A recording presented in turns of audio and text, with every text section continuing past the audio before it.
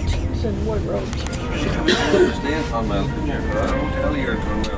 I don't tell Manila.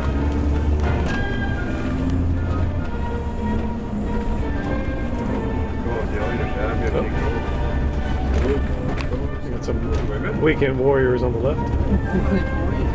Reservists.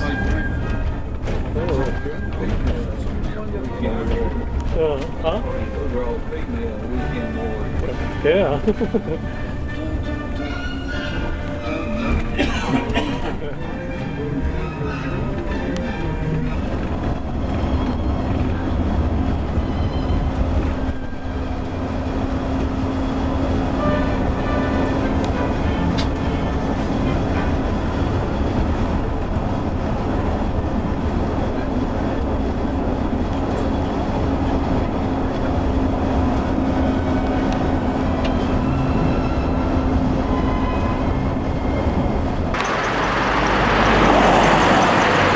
So it's Sunday morning, and we're in the town of Cahir, and this castle is famous for having once been impregnable. But apparently Cromwell came out here and shot the hell out of it, and one of the remnants of his siege of this castle is there is a cannonball still embedded in the wall here. You see this vertical window. To the left of this vertical window is that cannonball.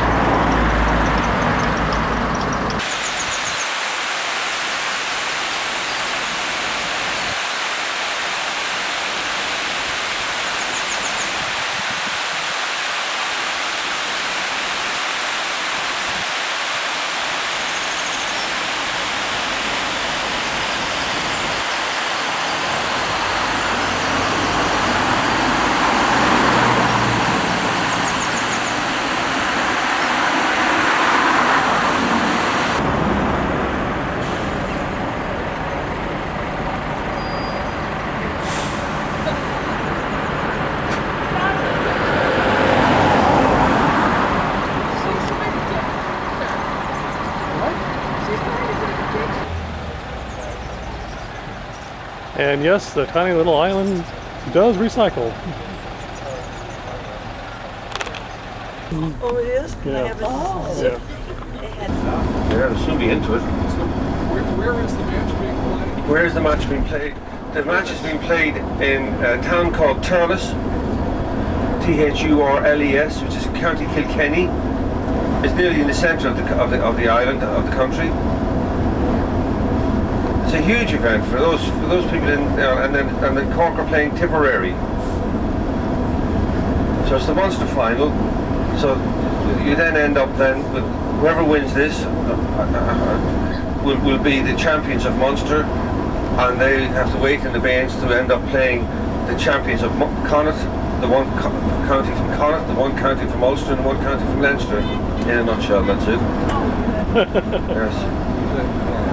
But Ballyporeen on this one, Bally comes to the Gaelic land in Killarney, which is the second big town of County Kerry. They've got all the top hotels. They've got everything. They've got the jaunting carts. We're going to have a group photograph. Nowhere else in Ireland can we get a group photograph just like that, a snap of a finger, and have the top quality. We'll have a group photograph probably at Staunton's at Mackin's, Chef's Store. Group photograph. It's not part of the tour, but they charge €8 or something for it. But and take the gamble that you like it, and I know you will. It's just a good job of it. What? There's a plaque there. It says site of the first cow and gate factory. That's a creamery. Whatever that means. It's a creamery. Oh, okay. Oh. It means creamery? Well, yeah, the first one of the first creameries where they made butter and cheese.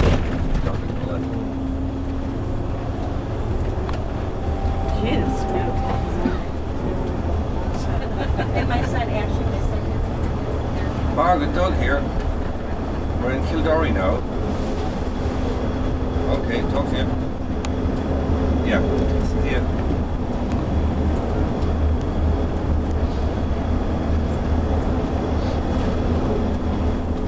So we're not a million miles down from the farm. The farm is called Molana Farm, Molana. They used to have a dialect, which is now gone. in County Wexford that originated in Cornwall, which is in the southwest of England. So that, and then the different movement of people in and out of the coast. The driver would come from he'd be local, so you'd experience the accent then when you're talking to him. There's a little grass on the road. There's the grass down the road. You got that, Morgan? Yep.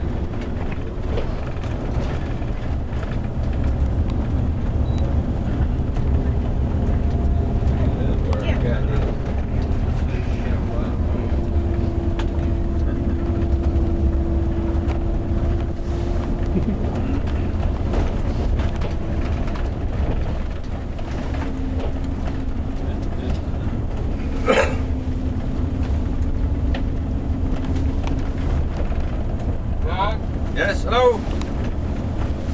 Yes, sir.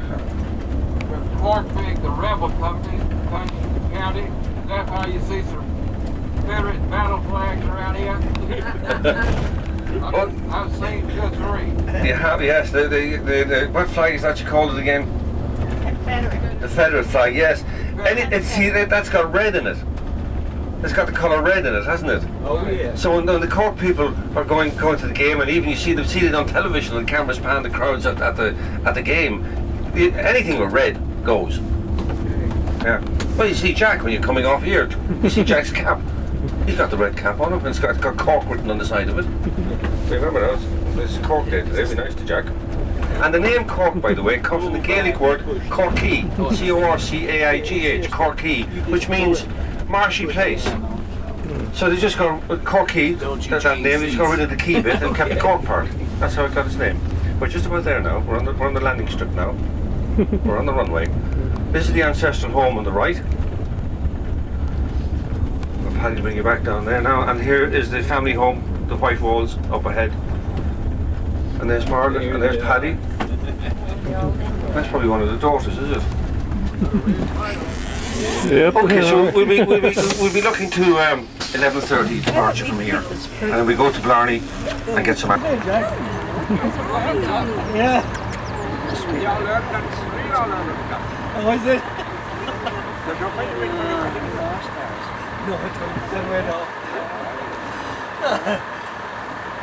I'll have to go with my mother's home feet, like. Holy God.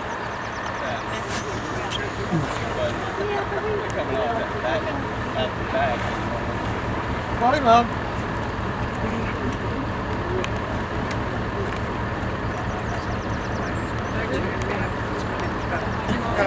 Mm-hmm.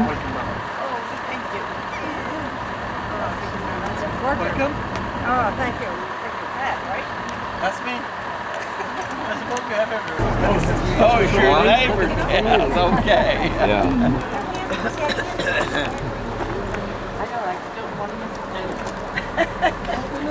The noise, maybe. Got the dread on.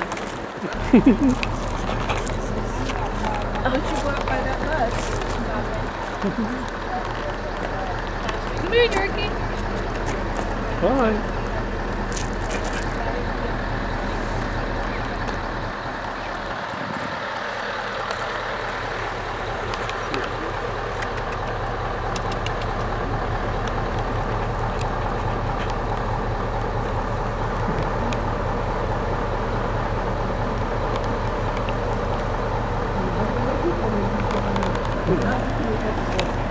You see your pretty eyes? You see your pretty eyes?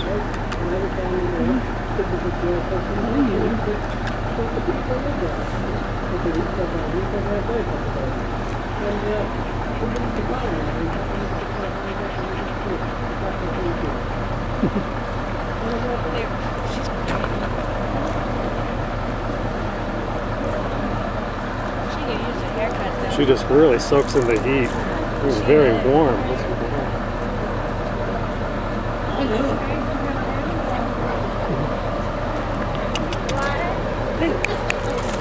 Who are you? Oh, yeah. My mother was fine. My mother was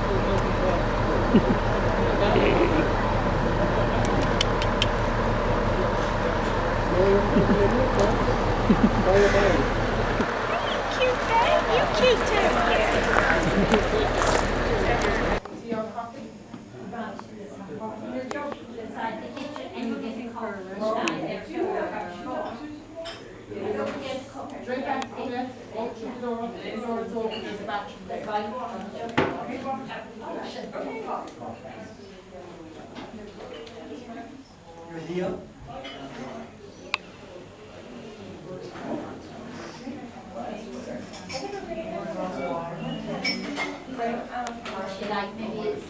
Waterford, was it?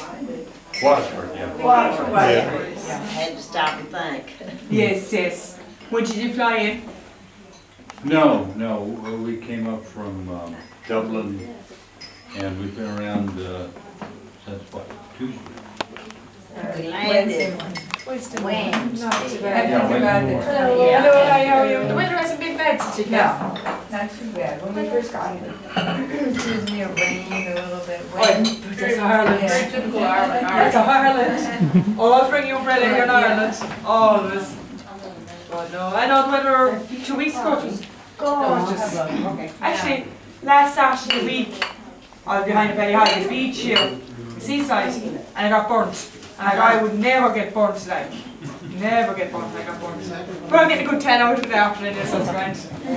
So, too bad. You're used to the sun now, we're not, to say. Oh, I love the flowers. So where's your wedding going to be? Sorry? You're getting married in November? I get married now in November. And get sorry? married where? In the house or? Oh no, I'm not from this area at all. I'm from Burry, De Valera's country. So I be getting married in my local church there. And we go from there into the Radisson. Oh, okay. It's a hotel in Limerick. So we'll be getting married there in November, the 18th of November, like, so it's That's about. my birthday. Is it? So that's why I get me particularly now and I go up the aisle. I have no nails left, I have more grown with the baby by the time I go up the aisle, like, so. Only had about 3 weeks. It was a birthday present for my wife. Do you just have hot water? How long will it last you for the entire Yeah, trip? do you want to pour it out here? Get change, I brought about 16 cassettes. what? I brought 16 cassettes, and each one's an hour, so that should be plenty. I'll go back and cut it down quite a bit. I can load it into my computer and edit Irish it. name. Irish for Joan. I don't live here. Irish for Joan. Just go on, it won't bother you anymore. Yeah. Yes, they had another one then after, it was kind of a peachy one. It was nice and plain. You know, but it's great because we had the barbecue and all like. They're great after a dinner. They're great to digest your food after a dinner. Like it's beautiful now. It's beautiful like so. It's great without dinner. No, geez, no, not the difference anyhow. God, no. Pepper, I got some peppermint because John me, he's been German like and Joe we say peppermint. I thought he'd say peppermint, but he said pepper. John peppermint like. The pepper one, you can't taste anything else. So you started working here after you got engaged, or? No. I just help them out during the weekend. Tea.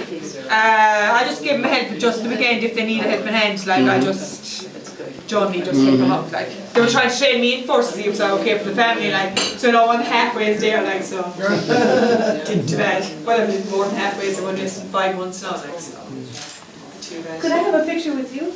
You got a course. Okay. No. And my first goat, I've never had one before. Oh, they're lovely.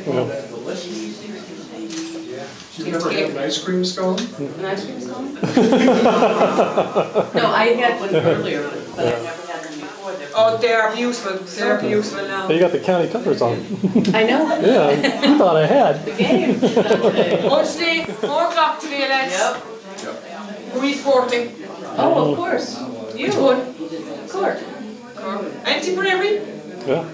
But you see, if you're looking at a game, lads, you know, some people have to support Cork and some people have to support Tipperary. To have a bit of atmosphere. Because we were out last night.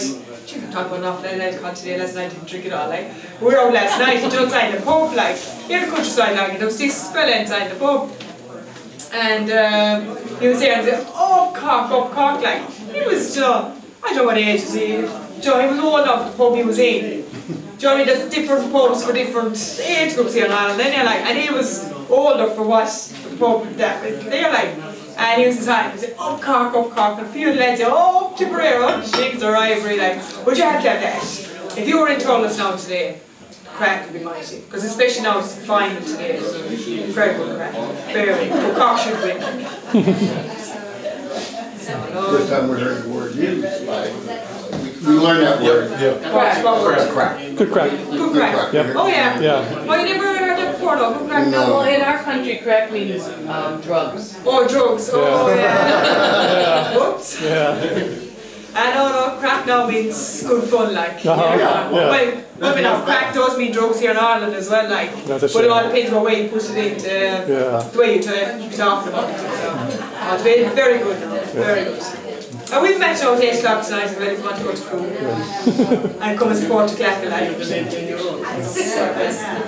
Would you know the rules of the game, would you? We don't know the music. A little bit. We went to the museum. Don't get hurt. There was a museum we went to where the game was first played. Oh, yes. And they showed us a movie. Yeah, it has slightly mellowed out a small bit since then. And it's not a rope or things like that. The rules come into the game, then it's just me. But it's a very good game. I played it.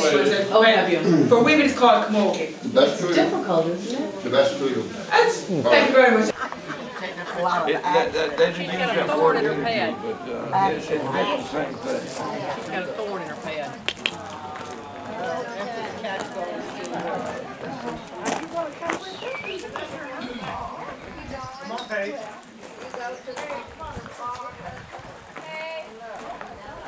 Oh my God, there's 2 of them.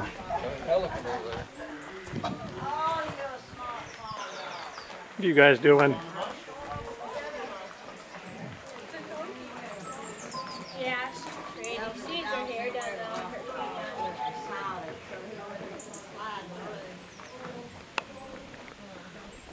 Who's that, Mom? Who's that peeking over the fence there? Hey, you.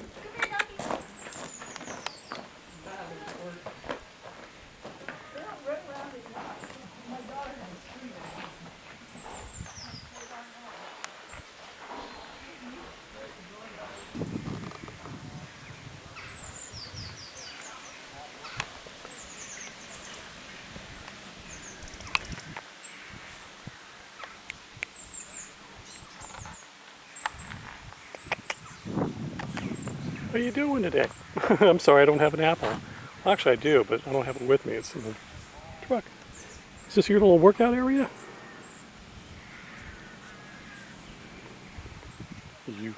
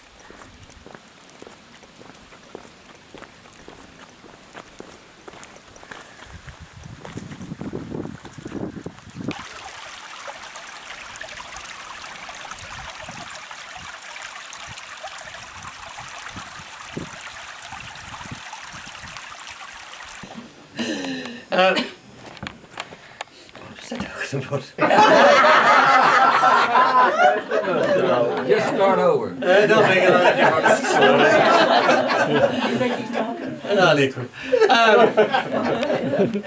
This is the old house, of course, where I was born and reared, built in 1684. The walls were built with mud and straw, and the roof was of thatch until about 55 or 60 years ago. My father replaced the thatched roof that time.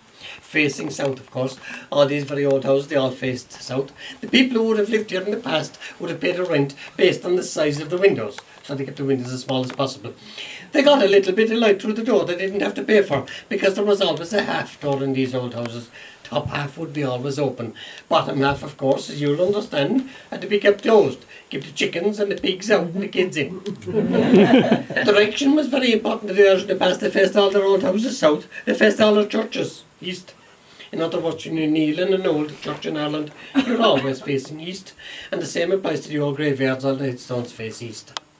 When they bury me, it'll be 2 fields from here. I'll be buried with my feet to the east and my head to the west. I'll be buried under an old Celtic cross. Have you seen those big Celtic crosses at all? Big stone cross with a big stone circle in the middle. The cross, of course, the symbol of Christianity, and the stone circle, the symbol of the sun god Luan, because the ancient Irish worshipped the sun. Being very shrewd people, we like to keep a leg at both sides. You'd never know who'd be right or wrong. Very superstitious people, the Irish in the past, and they had many strange beliefs. They believed in things like leprechauns, luthericons, fairies, banshees, banshees, bishogs, other things that moved in the night. It was the leprechaun that always caught our fancy when we were young. Came from an ancient tribe called the Two-Headed Dana, big tall people, didn't eat enough and got smaller and smaller like me. If you're lucky enough to catch a leprechaun, you immediately become a multi-millionaire. Every leprechaun's got a crock of gold, you see. I've been trying to catch one all my life. When I do, I'm going to go on tour like you. Have you seen any leprechauns since you came to Ireland? No, I want to though. Just you. Well, the thing about leprechauns, sir, if you really want to see a leprechaun, you've got to be up very, very early in the morning, and you must have a clear conscience. Guilty conscience, and you'll never see a leprechaun. I see them every morning. Maybe I shouldn't be telling you this. There was a very, very important American gentleman here some years ago, and he said he saw lots of them too. His name was Bill Clinton. We won't go into politics now. We'll avoid politics and religion. What was I talking about? Anyway, that makes a lot of difference. Nobody lives in this old house anymore now, of course, except Patrick, our son. He sleeps in the room off the kitchen at night to keep the tinkers out. Have you met the Irish tinkers at all? The travelling people of Ireland? Gypsies, in other words, travel the roads of Ireland since the 1600s, we're told, evicted from their homes back then, called tinkers because they worked with tin in the past. They were tinsmiths. They made buckets and pans and saucepans. No, they don't work anymore. Some of them sell antiques. Not sure where they get the antiques from. That's something else too. My mother died here 5 years ago now. She was 91 years of age. And we had a big wake for her. About 2,000 people went through here in 2 days and 2 nights. Wakes in Ireland, of course, are a little bit scarce now. You don't get wakes in cities and towns much anymore. But in rural areas like this, where it's a little bit remote, you still get wakes. And the wakes in this valley are driven by the neighbours. Neighbours that supply the food and look after the people. But it would be up to the family themselves to look after the drinking of it, because different families would have different ideas about how much drink you should use at a wake. So long as it's enough, it's okay.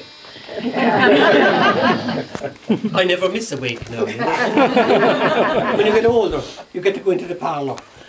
Young people stay in the kitchen. But in the parlour, the food is better. The drink is more plentiful, and the conversation is much better. Probably because the drink is more plentiful, I'm not sure. My father farmed this old farm before me, and his name was Willem Fenton. The man before him was Patrick. There was Dennis before that, Willem before that, Dennis before that, and Patrick before that. And it goes back along. They would all have lived through very hard times in this old house, much harder than we live through today. And they would all have paid a different rent at different times to different people for the privilege of living on this farm. In other words, they were tenant farmers. Sure, all the farmers of Ireland were tenant farmers, except the landed gentry and the title people. When Oliver Cromwell, British soldier, came to Ireland, he didn't pay his army with money, he paid them with Irish land.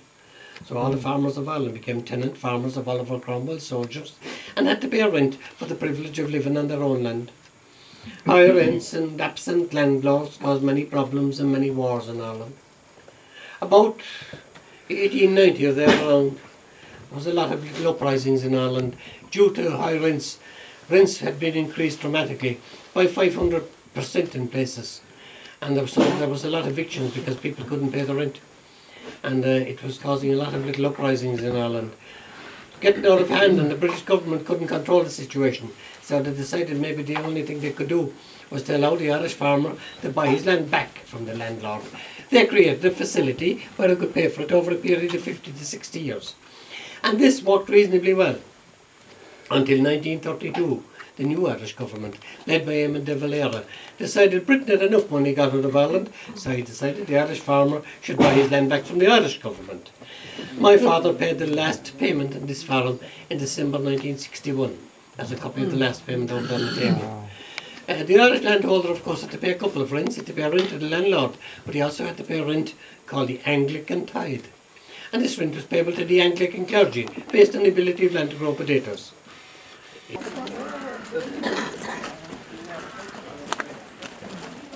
And it's one of them, you know. Dog.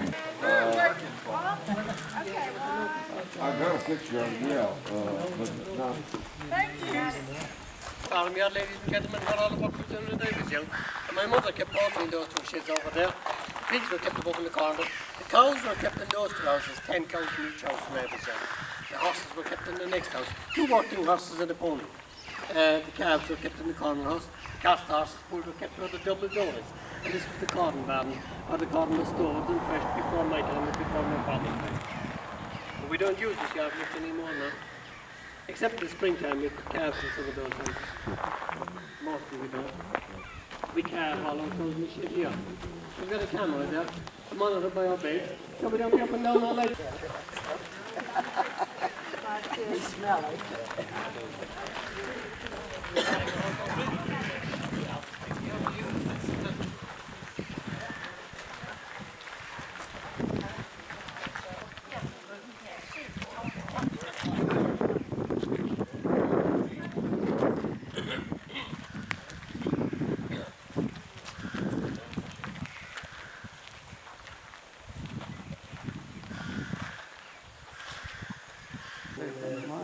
They have.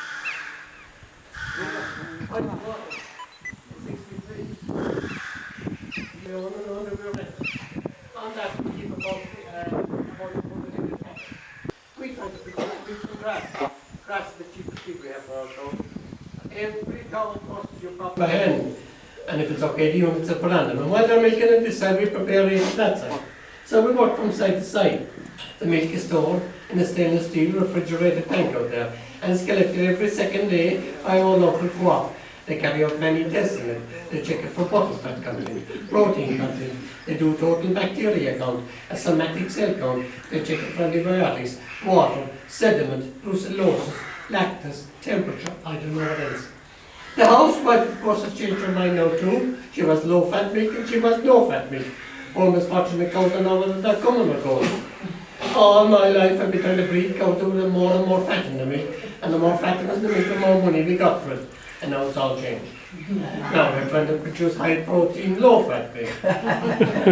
And so we're trying to breed cows with that kind of milk. So we use artificial insemination. And we have access to proven bulls.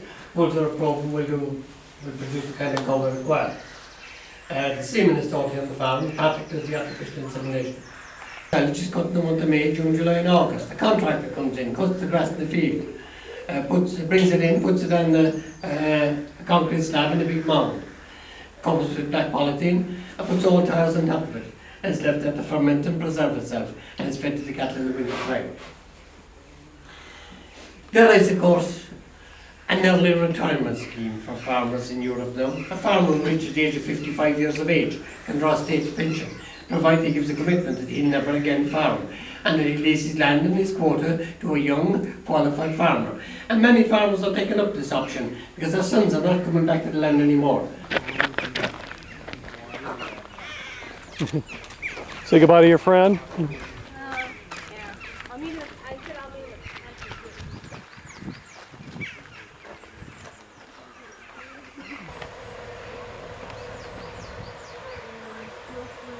And so they say goodbye to the dairy. You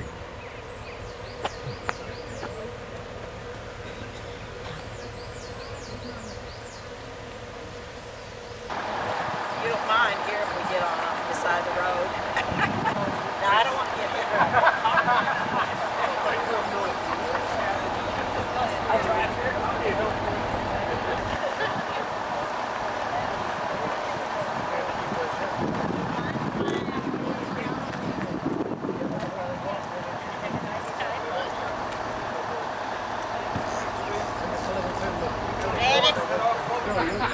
See you, killer.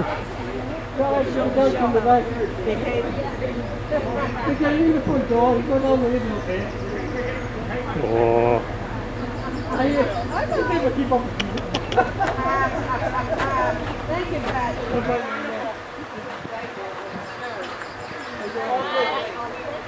I wonder why he's calling him jackass. And the barman and he went outside for a minute, and the first guy took the opportunity then to talk to this man who the barman was referring to as Jackass, and he said to him, you know, do you mind if I ask you something? Will you just tell me, why is it that the barman keeps calling you Jackass? And the guy with the name Jackass turned around and said, he went, yeah, he always calls me that.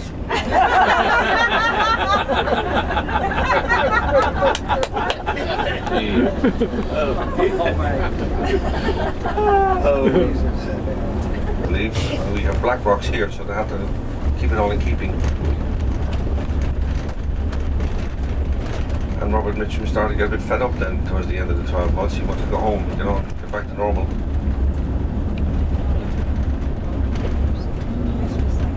Yeah. And 115.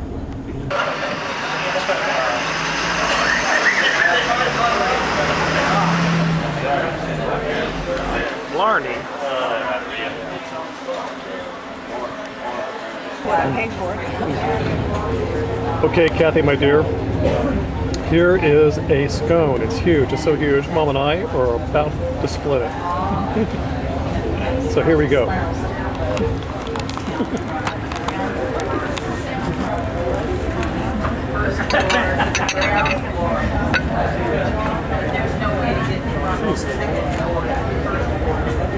Black currant. Oh, excellent. You got it?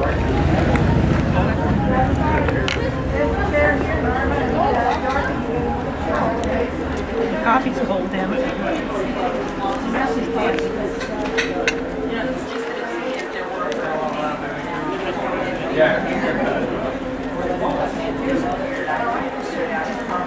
You gonna have the currant too? Yep. That's all I want. Thank you for letting me be a pig going first. This is so big, I'll do the whole thing. You gave me the fat half.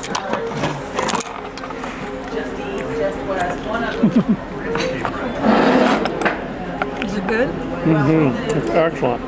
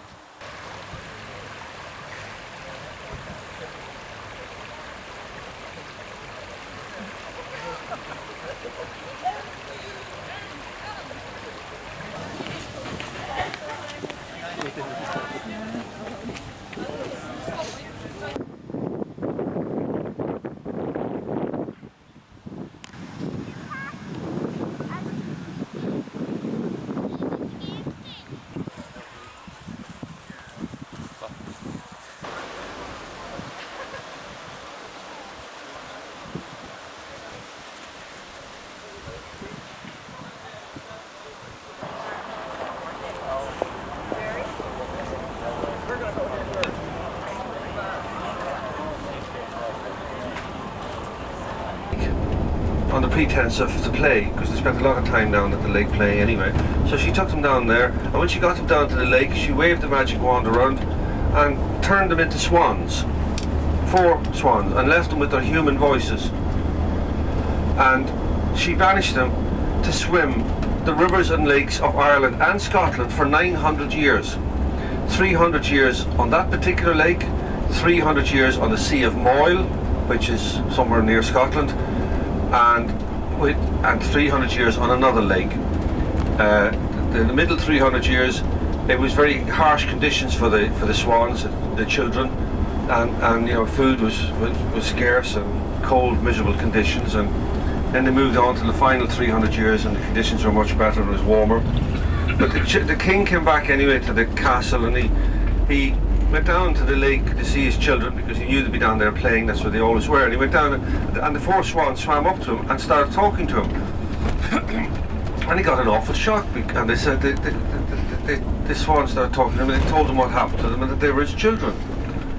And I mean, anybody get a shock if a swan swam up to you and started speaking to you anyway. So he raced back up to the castle, and he tried to persuade the stepmother, the wife, the new wife, to undo what she'd done. And she wouldn't do it, or perhaps she couldn't do it, or so whatever, but she wouldn't do it. So he banished her from the kingdom. I would have done a lot worse. And every day he spent, every minute of the day he spent down by the lake with his children. And in the end he died, you know, he died. And the children anyway ended up moving on after 300 years there, and 300 years at the next one, and 300 years at the final one. And at the final one, after the end of 900 years, an old man came down to the lake, and again they spoke to him and told him what had happened, and he reckoned he knew the solution. So he went back up to the local church, and he got some holy water and rang the bells, the church bells. And while the church bells were ringing, he went back down with the holy water, and he sprinkled the water on the 4 swans. And as soon as he did that, the 4 swans changed into human form. After 900 years, they changed into human form. But they were so old that they died immediately. So I've got Kleenex up here. Where is it, Jack? You got an extra package, did you? Yep. So that night anyway, the old man was in bed asleep, and he was dreaming. He had a dream that he saw the 4 swans flying up to heaven, and he realised then that the 4 children, the children of Lear, were now going up to heaven to be reunited with their mother and father.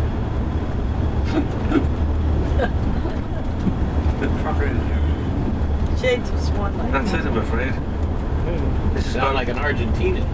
This is a Ballymakeera photographs there. Morgan's got the camera out. Some of it's cracked though. Morgan, he's taking the video of it. He must not have had much to do. And they try to get private owners of the land to get involved in forests as well. They give a very good look. I don't even know what the Food served all day. They have a blackout at night. Oops. They're superstitious. Mm.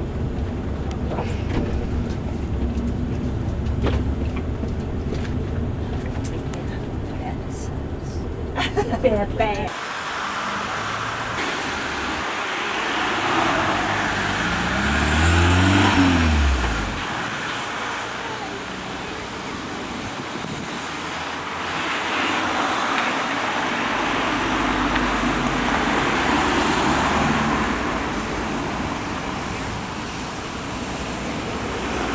And the fuel prices you see are per liter, so multiply by 4 to get a gallon.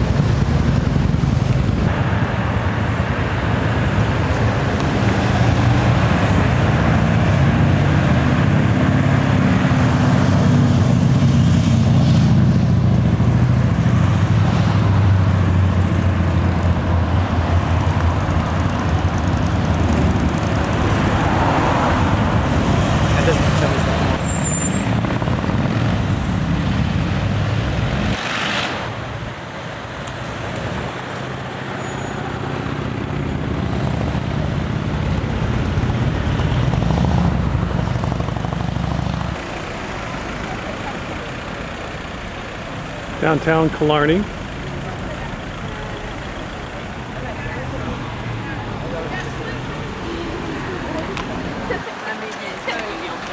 Whoa. Not caffeine.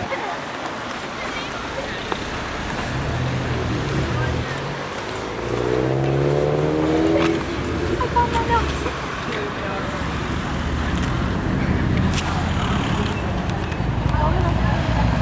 Actually, no.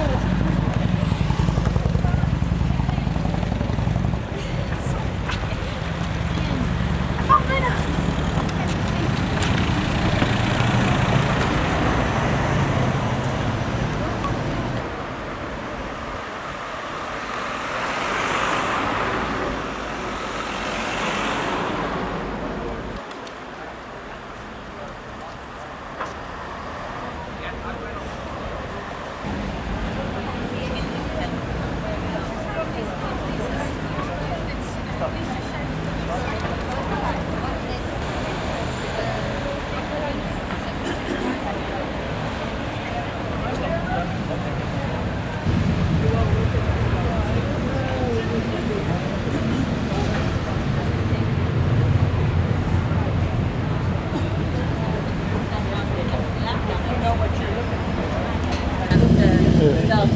You sort of have a St. Bridget's cross of dogs here. Yes.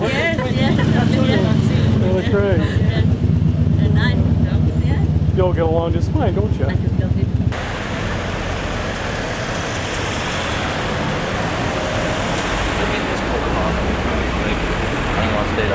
Oh, go ahead. Thank you.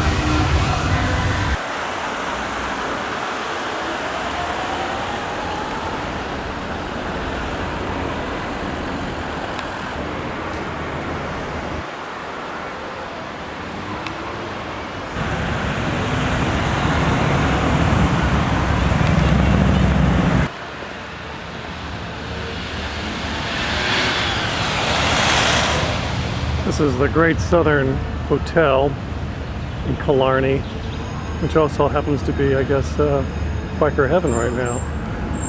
At a very high price tag.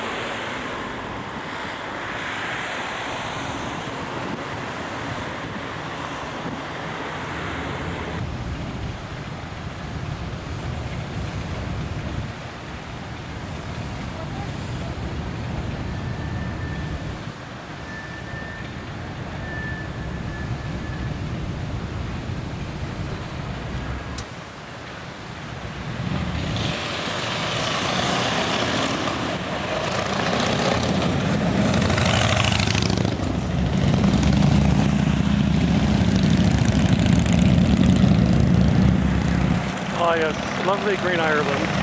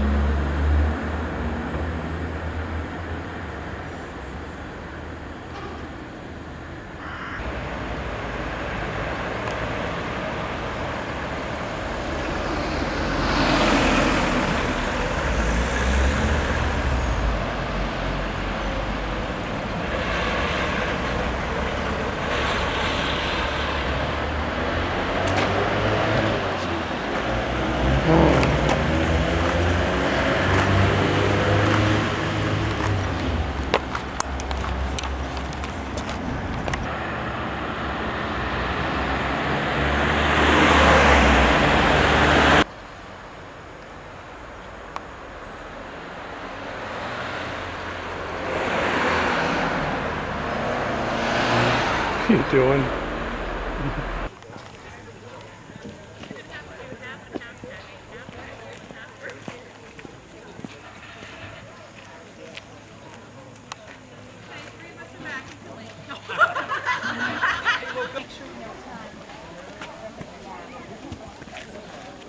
He's probably already gone. Right.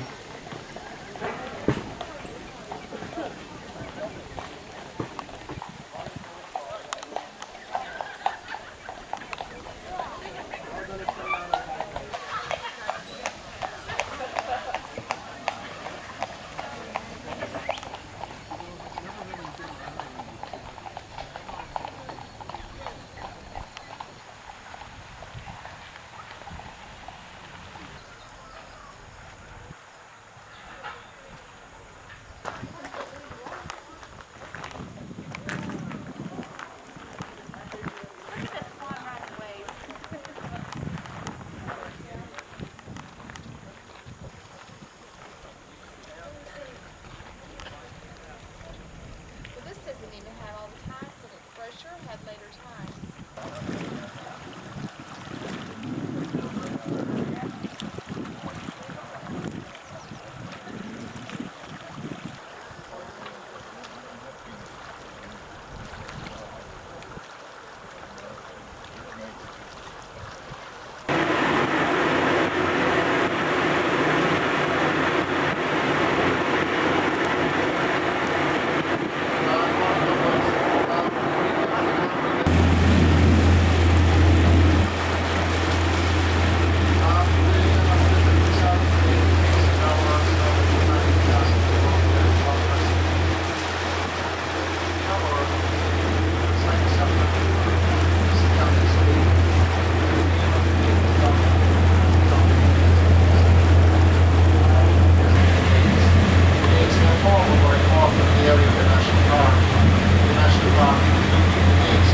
So you get a very dark peaty colour. So you might imagine it's deep along here, and out along the bay it's 6 feet. It's only 6 feet along here, and over by the mountain here later on, the deepest point is 220 feet. So it's a deep lake in places, but this is a shallow area here. All fresh water, yeah, all fresh. We're connected to the sea, but we're not tidal. The tide doesn't come up as far as here, but we are connected to the sea all right. So these lakes are all freshwater lakes. The upper lake is about 1 meter higher than this lake. So upper lake flows to Muckus Lake flows here. And out on the west side of the lake, back here, you have the outlet. One river drains all the lakes into Dingle Bay. Are you doing Ring of Kerry? Yeah, is it today you're doing it?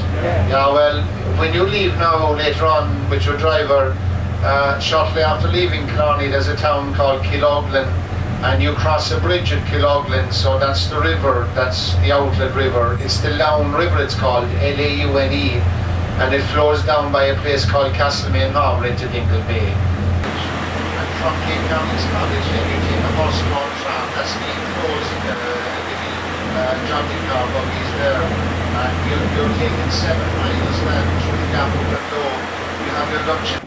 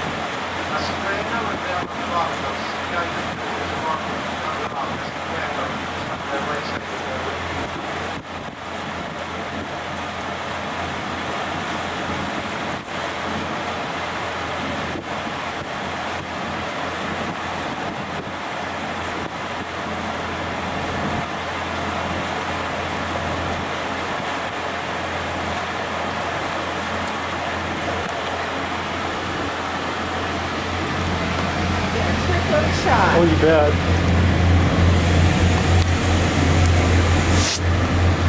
What's interesting about the speaker, the outside speaker, I wondered why it wasn't on there.